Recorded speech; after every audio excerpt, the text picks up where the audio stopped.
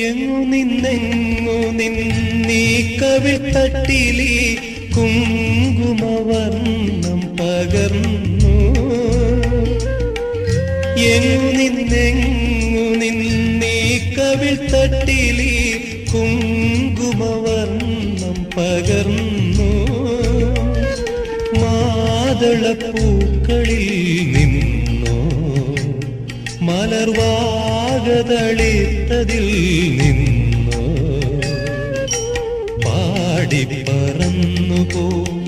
N കിളിത്തത്തതൻ പാടലമം ചുണ്ടിൽ നിന്നോ.